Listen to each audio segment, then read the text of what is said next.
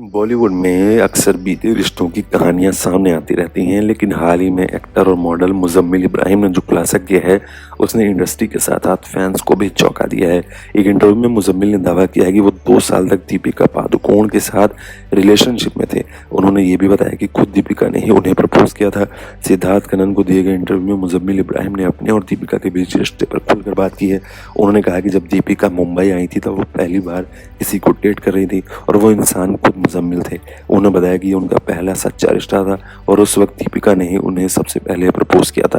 मुज़म्मिल ने दावा किया कि जब वो दोनों एक-दूसरे को डेट कर रहे थे, तब वो बहुत ही आम ज़िंदगी जीते थे। मुंबई की बारिश में ऑटो में घूमते थे, गानों की फ़रमाइश करते थे और एक-दूसरे के साथ समय बिताने के लिए उनके ख़ास पल थे।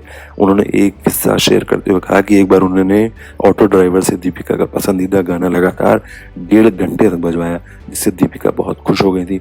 मुज़म्मिल ने ये भी कहा कि उस समय वो एक जाने-माने मॉडल और एक्टर बन चुके थे, जबकि दीपिका सिर्फ़ एक उभरती हुई मॉडल थी। उन्होंने बताया कि दोनों एक साथ फ़ैशन शोज़ कर चुके हैं और वहीं से उनकी मुलाकात और दोस्ती की शुरुआत हुई थी। वो खुद पहले ही ग्लैड रैक्स जैसे शो से लोकप्रिय हो चुके थे और दीपिका ने वहीं से उन्हें नोटिस किया था। उन्होंने बताया कि ब्रेकअप के बाद भी दोनों के बीच कोई कड़वाहट नहीं थी। कुछ समय तक बात बंद रही, लेकिन धीरे-धीरे दोनों ने फिर से बात करना शुरू कर दिया था। वो एक-दूसरे की कामयाबी पर एक-दूसरे को बधाइयाँ दिया करते थे। हालाँकि जब दीपिका की शादी रणवीर सिंह से हुई, उसके बाद उनका कॉन्टैक्ट टूट गया। दीपिका की मौजूदा स्थिति पर मुज़म्मिल ने कहा कि वो अब एक सुपरस्टार हैं और उन्हें देखकर उन्हें बेहद गर्व होता है। उन्होंने कहा कि वो हमेशा दीपिका की खुशियों की कामना करते हैं और उनके काम के फैन हैं।